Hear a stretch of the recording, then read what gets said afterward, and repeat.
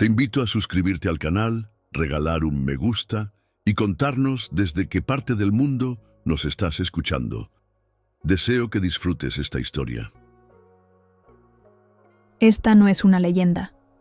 Está documentada en archivos coloniales, en reportes de virreyes y en los registros de la Inquisición. Habla de una mujer que, siendo esclava, sin armas ni recursos, logró lo que nadie imaginó posible: derribar a los hombres más poderosos del virreinato del Perú y encender un fuego que transformó la historia de América para siempre. Su nombre fue Esperanza.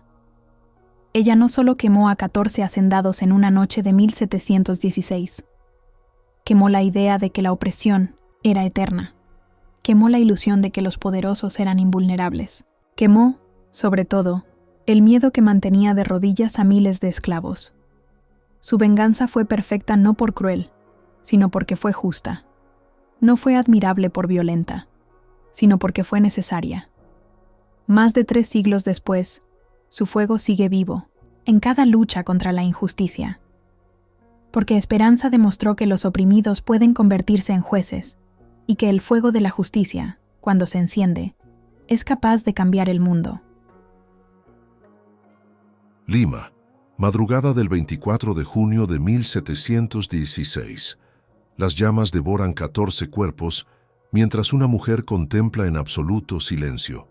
Su nombre es Esperanza, y lo que presencia esa noche es la culminación de 6 años de un plan meticuloso e impecable. Frente a ella, 14 hacendados, los hombres más crueles y temidos del virreinato del Perú, arden vivos, atados a una hoguera alimentada con carbón. Sus gritos desgarran el aire, rompiendo el sueño de todo el valle, pero ya es tarde. Nadie puede salvarlos. Si quieres conocer historias verdaderas que alteraron el destino de América, suscríbete y activa la campanita. Esta no es invención, ni leyenda. Los archivos históricos confirman cada detalle de la venganza más calculada, jamás ejecutada. Esperanza había logrado lo imposible: organizar la ejecución simultánea de quienes la oprimieron, armada únicamente con inteligencia, paciencia y un profundo conocimiento de los venenos naturales. Esclava sin estudios formales, sin recursos y arrancada de su tierra, alcanzó lo que ni los más brillantes estrategas militares hubieran soñado. Pero todo comenzó 14 años atrás, cuando un barco negrero atracó en el Callao cargado con vidas humanas, entre ellas la de una muchacha de 16 años, destinada a alterar para siempre la historia. En 1716, Lima era el corazón palpitante del poder español en Sudamérica. Palacios virreinales cargados de lujo y exceso que contrastaban brutalmente con las chozas miserables donde se hacinaban los esclavos que mantenían en pie las plantaciones de caña de azúcar. La esclavitud no era solo un engranaje económico, era una maquinaria de muerte donde la vida africana valía menos que una herramienta rota. Los 14 hombres que esa madrugada se consumen en las llamas no fueron elegidos al azar. Rodrigo Mendoza y Figueroa, dueño de la hacienda San Pedro, célebre por inventar torturas que combinaban dolor físico con humillación psicológica. Antonio de Ulloa y Contreras, propietario de la Esperanza, recordado por sus experimentos con hierros candentes. Fernando de Cáceres, obsesionado con separar familias para purificar la sangre. Diego de Alvarado, que convertía el tormento en espectáculo dominical. Cada nombre arrastraba décadas de atrocidades sistemáticas. Y cada llama que los consume cobra la deuda de sangre acumulada durante generaciones.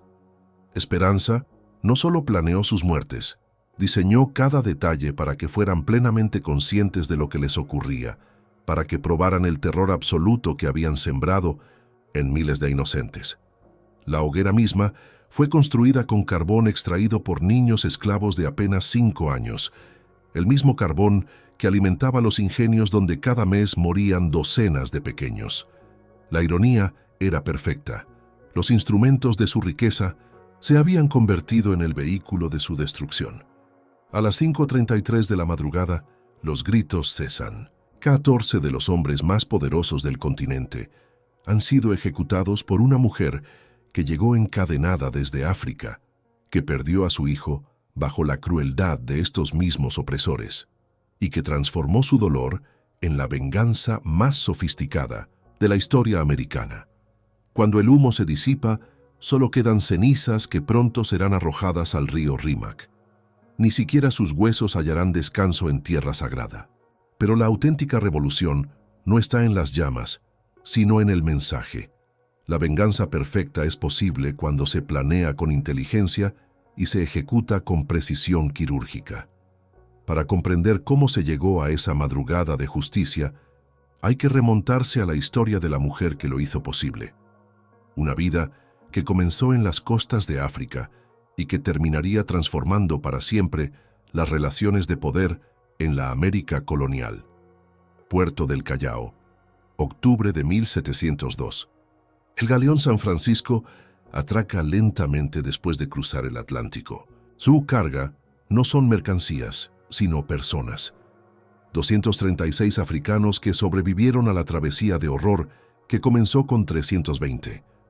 Los 84 que quedaron en el fondo del océano quizá tuvieron más suerte que quienes ahora son arrastrados a un mercado donde serán examinados como bestias. Entre la multitud camina una joven de apenas 16 años. A diferencia de los demás, todavía conserva algo que muchos han perdido: la dignidad intacta en su mirada.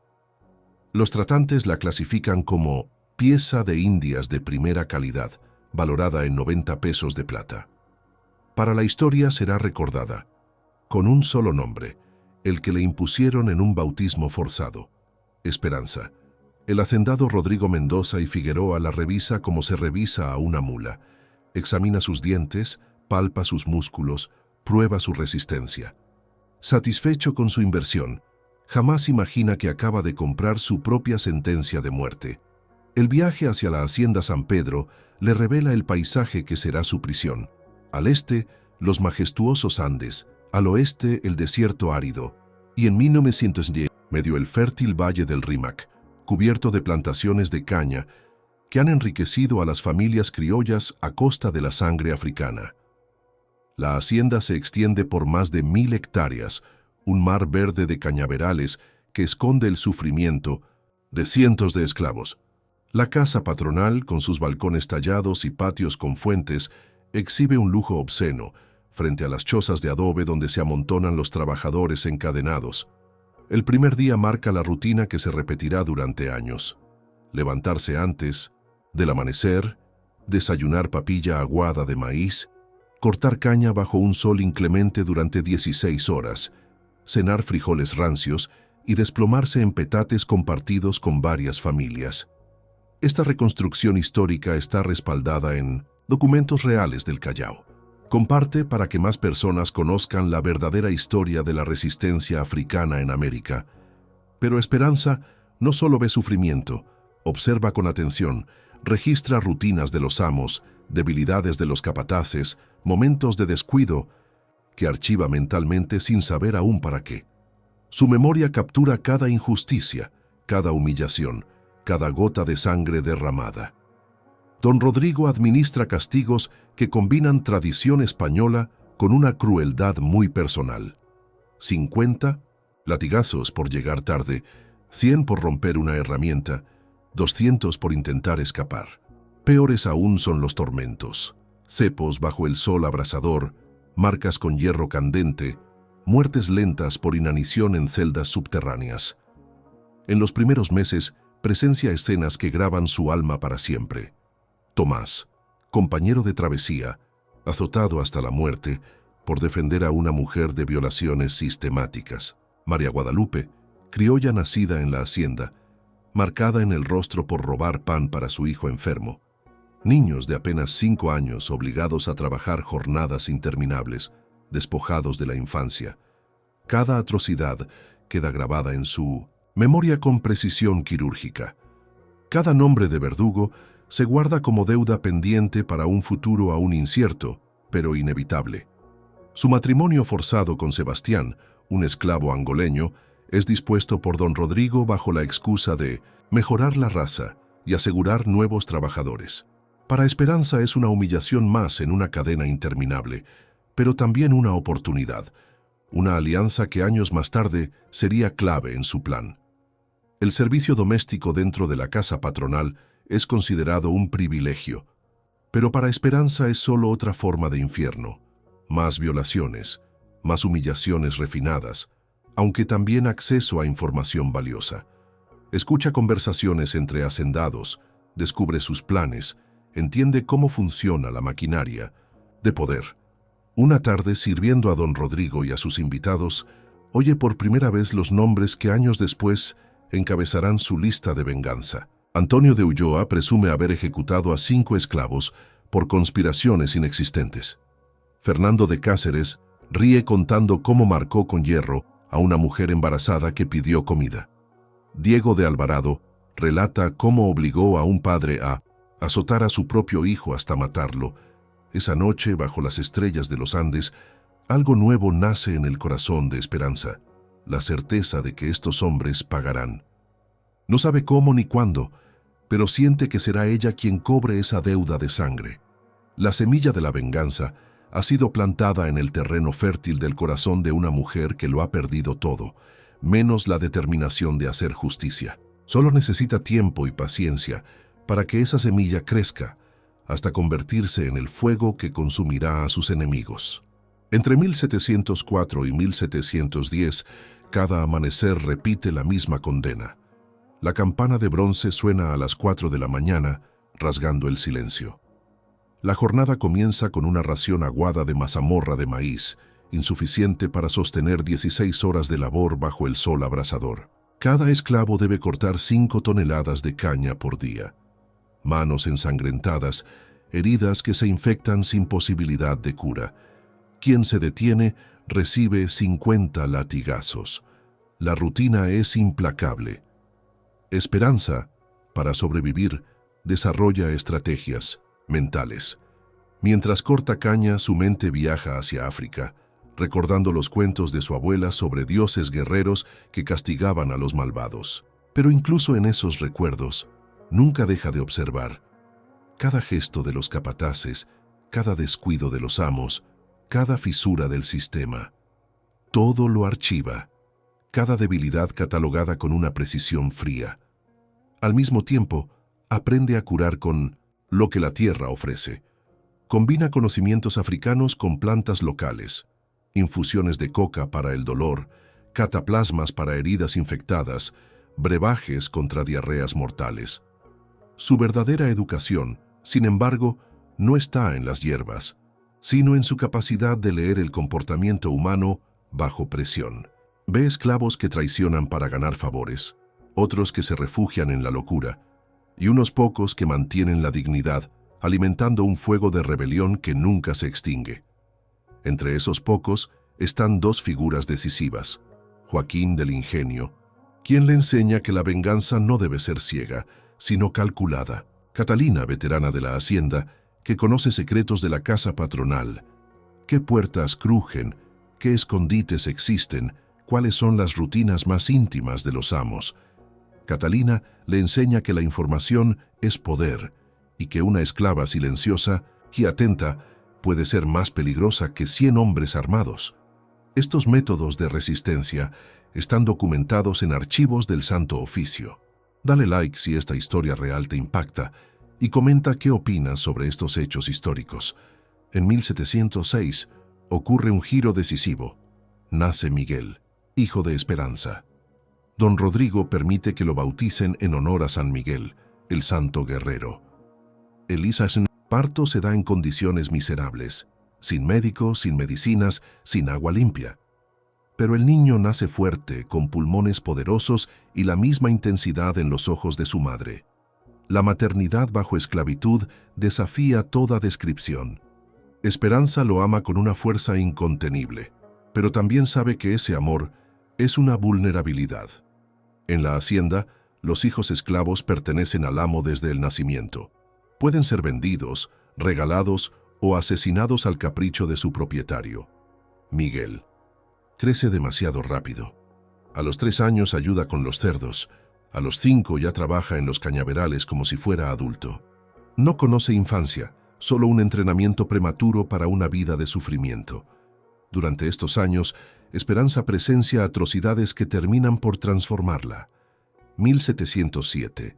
Muere Tomasa, violada por 5 capataces como castigo por pedir visitar a su madre enferma. Muere desangrada mientras don Rodrigo prohíbe asistencia médica para dar ejemplo. 1708. Aurelio, anciano con medio siglo de trabajo, es marcado en el rostro con hierro candente por enseñar a leer a su nieto. Pierde la visión de un ojo, pero sigue trabajando hasta morir 2 años después. 1709. La tragedia definitiva. Carmen, su mejor amiga y compañera de travesía, es acusada de robar pan para su hijo enfermo. El castigo: muerte por inanición. 10 días encerrada, sin comida ni agua hasta morir gritando por un sorbo. Su hijo fallece 3 días después, víctima de la misma enfermedad que intentó evitar. La muerte de Carmen rompe algo en el interior de Esperanza. Abraza a Miguel, que apenas tiene 3 años, y en ese momento toma la decisión que marcará toda su vida. Sus opresores pagarán por cada gota de sangre, cada lágrima, cada vida destruida. No sabe cómo ni cuándo, pero será ella quien cobre. A partir de ese instante, la planificación de la venganza comienza a tomar forma. Identifica a los hacendados más crueles, estudia sus rutinas, sus debilidades, sus miedos. Establece contactos secretos con esclavos de otras haciendas mediante comerciantes ambulantes y mensajes codificados en cantos africanos incomprensibles para los capataces. También aprende el arte de los venenos. Descubre que la cáscara de antá provoca parálisis muscular, que el barbasco es letal en dosis precisas, que ciertas combinaciones de hierbas amazónicas inducen inconsciencia sin causar muerte inmediata. Cada hallazgo se convierte en una herramienta para el futuro. En 1710, una tragedia acelera su transformación. Miguel enferma de las vías respiratorias. La fiebre lo consume durante semanas. Don Rodrigo prohíbe asistencia médica. Los esclavos deben curarse solos o morir. Esperanza observa impotente cómo su hijo se debilita, cómo su luz se apaga.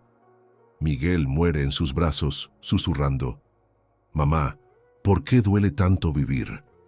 En el entierro, en el cementerio de esclavos, cuerpos apilados en fosas comunes sin nombres, Esperanza no derrama lágrimas.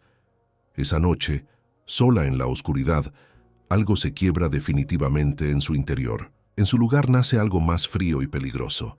Determinación implacable. Ya no planifica una venganza, planifica una ejecución. Y tiene 6 años para perfeccionar cada detalle hasta alcanzar la justicia perfecta. La muerte de Miguel marca el fin de la víctima y el nacimiento de una mujer sin nada que perder. El dolor se convierte en arma, la tragedia en fuerza capaz de mover montañas, de cambiar la historia, de transformar a una esclava en estratega de justicia. La revelación de la reunión anual de San Juan transformó lo que hasta entonces era una fantasía en un proyecto militar de precisión quirúrgica. Desde abril de 1714, Esperanza sabía que disponía de 2 años y 2 meses para orquestar la operación más compleja jamás imaginada por esclavos en América. Cada día era vital. Cada error podía significar la diferencia entre la justicia perfecta y el fracaso total. El mayor desafío era neutralizar de manera simultánea a 14 hombres poderosos, rodeados de guardias armados y acostumbrados a la violencia. La respuesta no estaba en la fuerza, sino en los años de conocimiento acumulado. Un veneno exacto, administrado en el momento preciso, seguido de una ejecución pública que los convirtiera en símbolos de terror para los demás opresores. Para ello, Esperanza transformó su red informal en una organización clandestina que habría impresionado incluso a los conspiradores más sofisticados. Los cantos africanos se convirtieron en código regular de comunicación entre esclavos de las 14 haciendas. La red se amplió para incluir trabajadores de plantaciones aliadas, comerciantes e incluso esclavos domésticos en Lima, que proveían información sobre las actividades urbanas de los hacendados. El código era simple y perfecto. El río canta cuando viene la lluvia. Significaba que un hacendado planeaba viajar. La madre luna llora por hijos perdidos, indicaba una ejecución reciente. El maíz dorado crece alto hacia el cielo. Confirmaba que los preparativos avanzaban. Joaquín se convirtió en su lugarteniente principal. Con experiencia en 1900 maquinaria y metalurgia, diseñó cadenas especiales imposibles de romper para hombres debilitados por venenos y supervisó la construcción de la hoguera. Catalina, por su parte, aportó un conocimiento aún más valioso: acceso a la biblioteca de don Rodrigo, donde memorizaba pasajes de medicina y botánica que confirmaban lo que Esperanza había aprendido sobre plantas tóxicas. También registró las preferencias culinarias de cada hacendado, información crucial para decidir cómo administrar las dosis de veneno sin levantar sospechas. La estructura de la red exigía cautela extrema. Un error, una traición, y no solo Esperanza moriría. Arrastraría consigo a todos los colaboradores. Así nació un sistema de células cerradas, donde cada grupo conocía solo a sus contactos directos y nunca la organización completa. También se establecieron señales de peligro, rutas de escape y protocolos de silencio bajo tortura. La selección de ejecutores tomó meses. Había que identificar esclavos que odiaran lo suficiente como para arriesgarlo todo, pero capaces de mantener la calma en situaciones límite y obedecer órdenes sin dudar. De entre cientos, solo 53 cumplieron los criterios. Ellos serían los verdugos de la venganza más perfecta de la América colonial. La recolección de venenos tomó un año completo. Había que preparar dosis suficientes para neutralizar a 14 hombres de complexiones distintas, calcular resistencias, prever reservas para imprevistos. El barbasco se obtenía en San Isidro. La cáscara de Antá llegaba del norte con comerciantes que ignoraban lo que transportaban. Los hongos amazónicos requerían contactos con esclavos que habían participado en expediciones selváticas.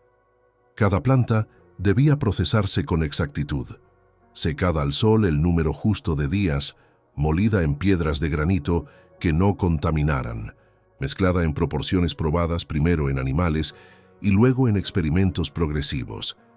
Ratas, cerdos, finalmente un perro moribundo al que aplicaron la dosis completa.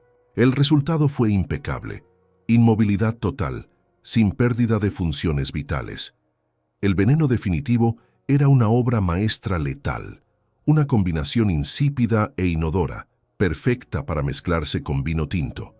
Inducía pérdida de conciencia en 30 minutos, mantenía la parálisis durante 6 horas y permitía la recuperación lenta, justo cuando la víctima ya estaba encadenada al destino final. En paralelo, Joaquín dirigía la construcción de la hoguera. No podía ser cualquier fuego. Necesitaba materiales específicos: carbón de espino, que arde lentamente con calor intenso, madera de algarrobo, que produce llamas vivas y controlables, un círculo de piedras que concentrara el calor hacia arriba. Diseñó un sistema como un horno subterráneo con chimeneas naturales para regular la combustión. Todo debía hacerse en secreto: piedras transportadas de noche, carbón mezclado, con las reservas comunes, cada movimiento camuflado como reparación rutinaria. El aspecto más delicado era la coordinación temporal. Todo debía ocurrir en una secuencia perfecta: veneno durante la cena, 30 minutos hasta el efecto completo, 2 horas para trasladar los cuerpos, 1 hora para la preparación final, 3 horas de espera hasta que los hacendados recuperaran la conciencia y entonces encender el fuego. El margen de error era inexistente. En marzo de 1716 comenzaron los ensayos generales. Usando sacos de maíz del peso de un hombre adulto, los conspiradores practicaban el traslado nocturno desde la casa patronal hasta la hoguera. Cronometraban cada movimiento, identificaban puntos críticos donde el ruido podía alertar a los guardias. Perfeccionaban técnicas para cargar cuerpos sin causar lesiones que aceleraran el despertar. Catalina, mientras tanto, ensayaba el servicio de vino con hierbas inofensivas, hasta dominar la habilidad de colocar cada dosis exacta en la copa correspondiente. En mayo de 1716 realizaron la prueba final. Usaron un cerdo de peso similar al de Don Rodrigo. La dosis surtió efecto en 28 minutos, mantuvo la parálisis durante casi 6 horas y permitió una recuperación gradual, sin riesgo de muerte inmediata. Era la confirmación de que el plan funcionaría. El 20 de junio de 1716, 4 días antes de la fecha marcada, los líderes se reunieron en secreto en el cementerio de esclavos bajo la luna nueva que ocultaba sus rostros. Confirmaron que todo estaba listo, los venenos preparados, la hoguera terminada, los colaboradores en posición. Esa noche, Esperanza no pudo dormir. No por nervios, sino porque por primera vez en 6 años sintió algo extraño, la posibilidad de justicia. En 4 días lo sabría con certeza. 23 de junio de 1716. El sol se oculta mientras la hacienda San Pedro se transforma en escenario de ostentación. Don Rodrigo ha dedicado semanas a preparar la fiesta anual de San Juan, mezcla de negocios, excesos y crueldades disfrazadas de entretenimiento. Nadie imagina que está organizando su propia ejecución.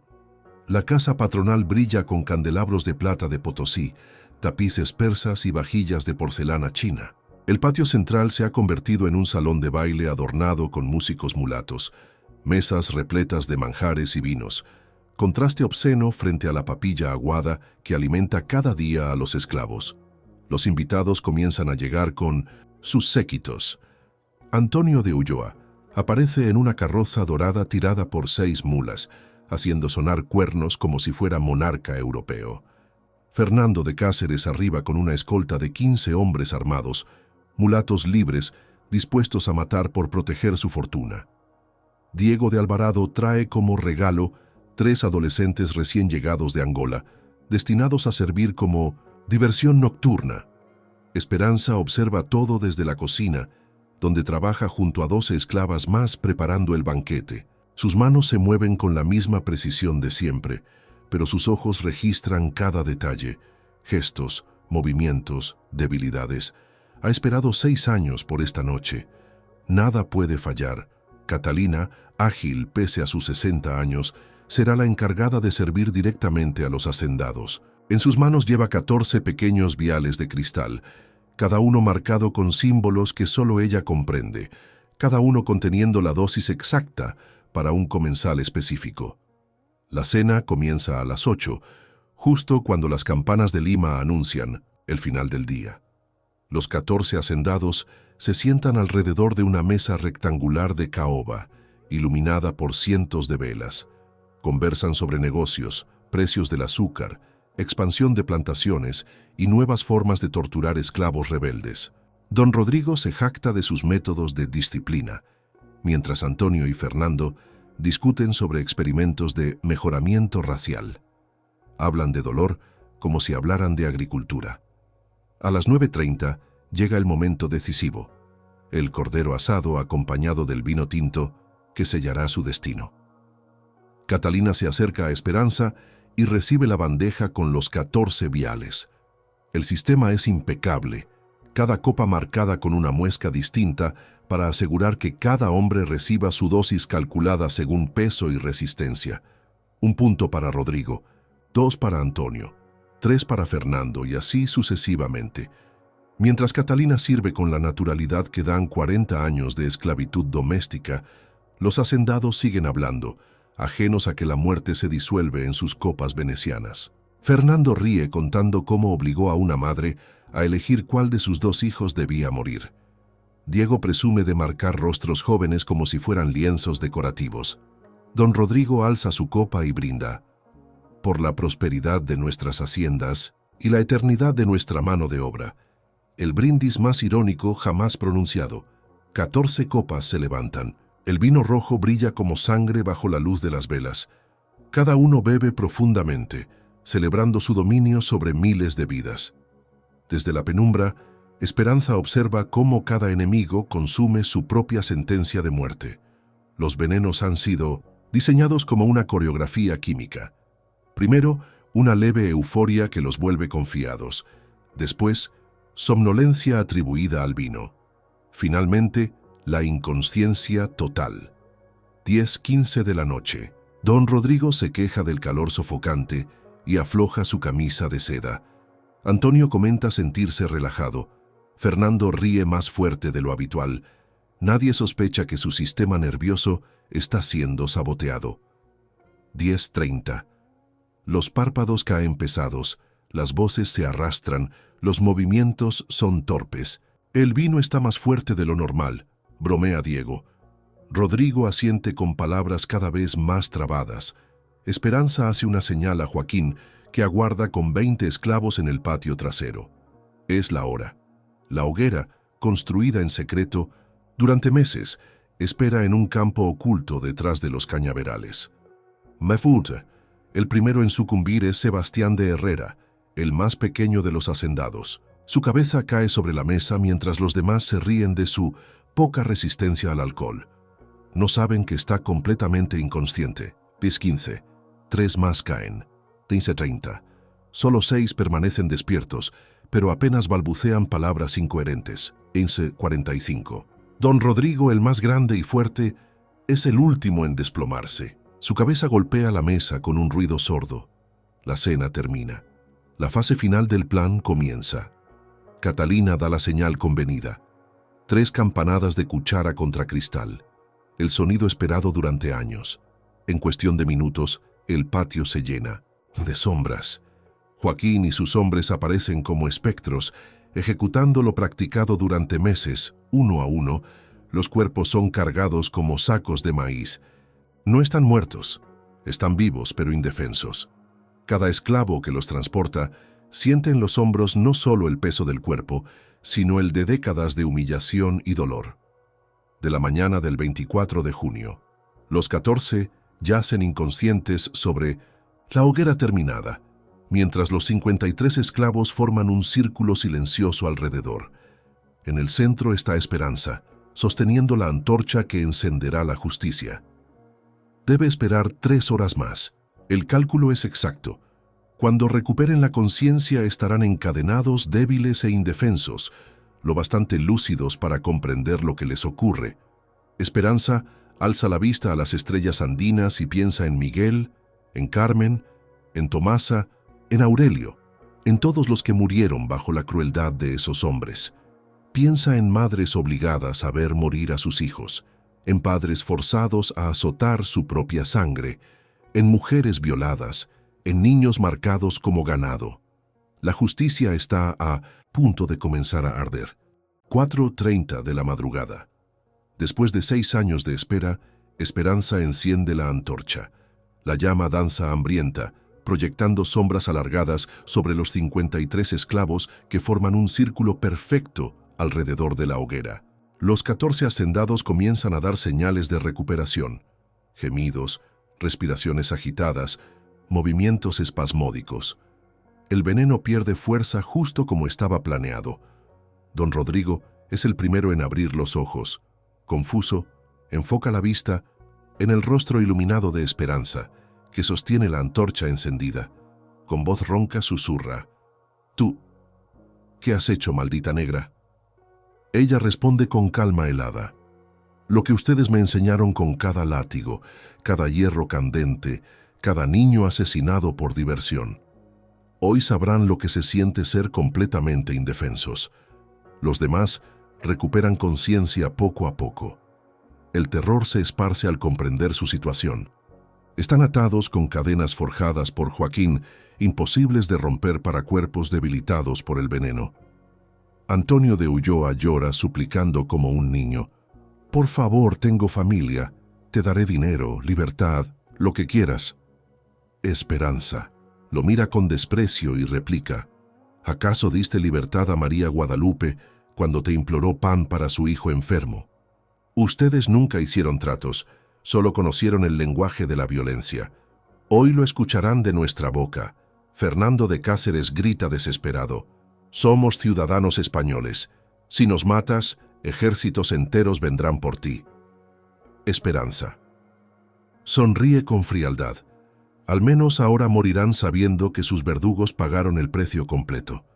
Diego de Alvarado se retuerce en vano contra sus cadenas, gritando por guardias y soldados. Joaquín responde desde las sombras: «¡Tus guardias!». Duermen profundamente.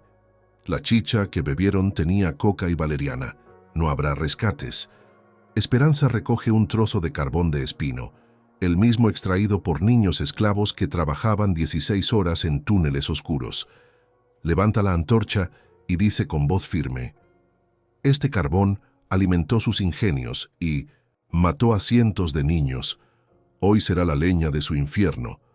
Recuerda entonces las palabras de su abuela en África: «Los espíritus de los injustamente asesinados no descansan hasta que se haga justicia». Ella los ha escuchado durante 14 años. Miguel reclamando venganza, Carmen pidiendo agua, Tomás exigiendo que los verdugos paguen. Acerca la antorcha. Las primeras llamas lamen la base de la hoguera. El fuego crece con furia incontrolable, como si también llevara siglos esperando este momento. 15 de la mañana. El calor alcanza los cuerpos. Los gritos comienzan. Al principio son súplicas. Luego se convierten en alaridos de agonía que atraviesan kilómetros de silencio andino. Esperanza no se inmuta. Su rostro permanece iluminado por las llamas que devoran a los hombres que arruinaron miles de vidas. Los alaridos duran exactamente 18 minutos. 33 de la mañana, del 24 de junio de 1716. Todo termina. Los 14 hacendados más crueles del virreinato han sido ejecutados por la justicia de una mujer que llegó encadenada desde África, que perdió a su hijo bajo su crueldad y que convirtió su dolor en la venganza más perfecta de la historia americana. Cuando las llamas se apagan, Esperanza ordena que las cenizas sean esparcidas en el río Rímac. Ni siquiera sus huesos encontrarán reposo en tierra sagrada. Lo que queda no es solo humo, es un mensaje. La venganza perfecta es posible cuando se planea con paciencia y se ejecuta con precisión. La esclava encadenada se había convertido en símbolo, en mito, en prueba viva de que la opresión no podía durar para siempre. Mediodía del 24 de junio. El humo aún se eleva sobre el valle, visible desde Lima como un dedo acusador que apunta al cielo. Los guardias de la hacienda San Pedro despiertan aturdidos, con resaca inducida por la chicha adulterada. Lo primero que descubren es el silencio, sepulcral. Sus amos han desaparecido. Lo que encuentran los deja petrificados. Entre piedras ennegrecidas y cadenas rotas yacen los restos carbonizados de 14 cuerpos. Ningún esclavo está en la plantación. La escena no parece obra de simples fugitivos. Es una operación militar ejecutada con precisión absoluta. El capitán don Gaspar de Acuña, veterano de campañas europeas, examina el lugar. Su conclusión es inquietante. Esto no fue rebelión improvisada. Aquí hubo disciplina, conocimiento táctico y una organización que no he visto ni en ejércitos entrenados. La noticia llega a Lima mientras el virrey don Diego Ladrón de Guevara asiste a misa. Al principio, su incredulidad es total, pero pronto la incredulidad se convierte en un miedo visceral. Si los esclavos han sido capaces de asesinar de forma simultánea a 14 de los hacendados más poderosos, ¿qué les impediría hacerlo con él? El terror se esparce como pólvora entre la élite colonial. La paranoia se apodera de los palacios virreinales. De inmediato, la Inquisición abre investigación bajo la dirección del inquisidor mayor, Fray Antonio de Castro. Más de 200 esclavos son arrestados y sometidos a torturas refinadas. Pero el resultado es frustrante. Nadie sabe nada. Nadie confiesa. La red de células creada por Esperanza había funcionado a la perfección. Solo unos pocos conocían a sus contactos directos. Los demás genuinamente no tenían información alguna.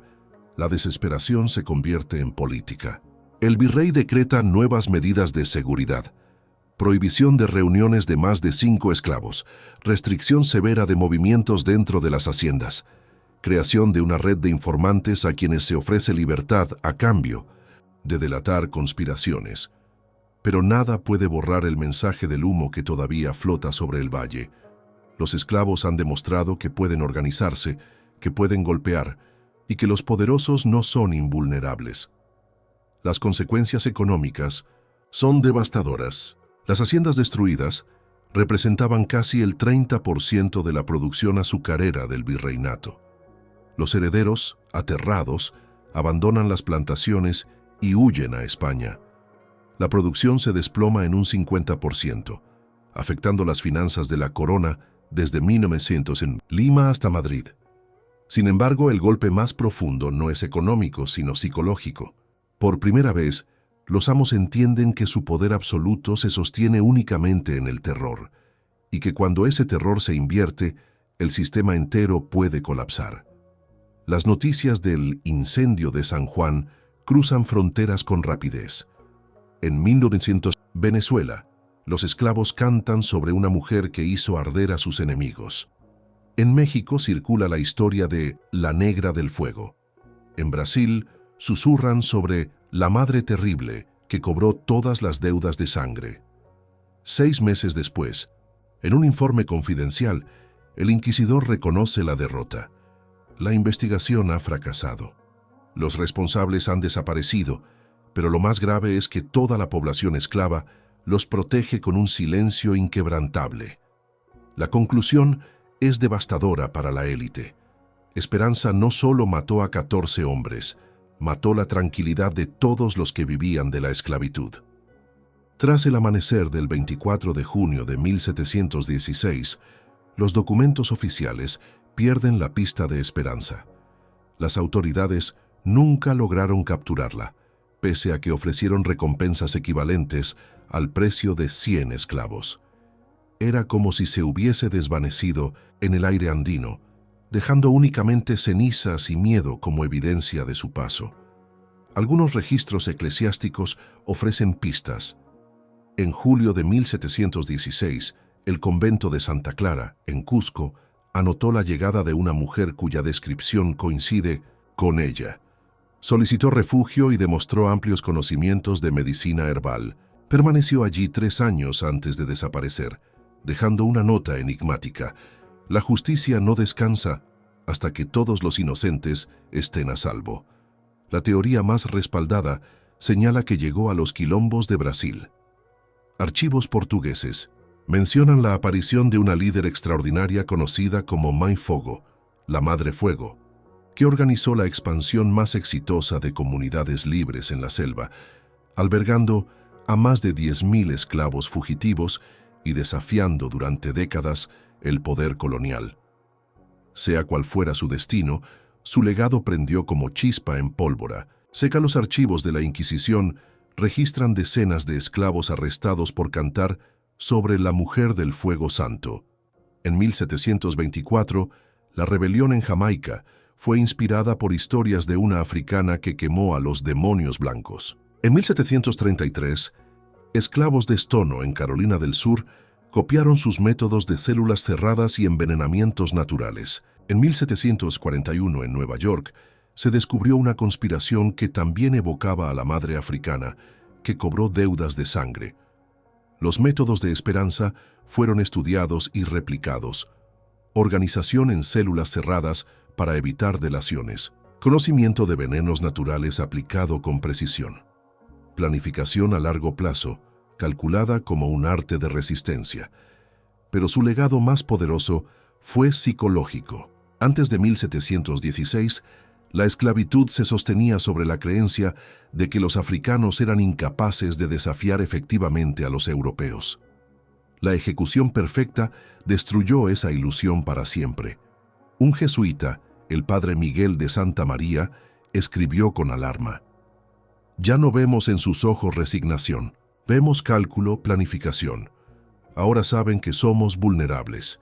En 1750, el sistema esclavista comenzó a mostrar agotamiento estructural. Las rebeliones crecían en número y sofisticación. Mantener esclavos resultaba más costoso que pagar trabajadores libres.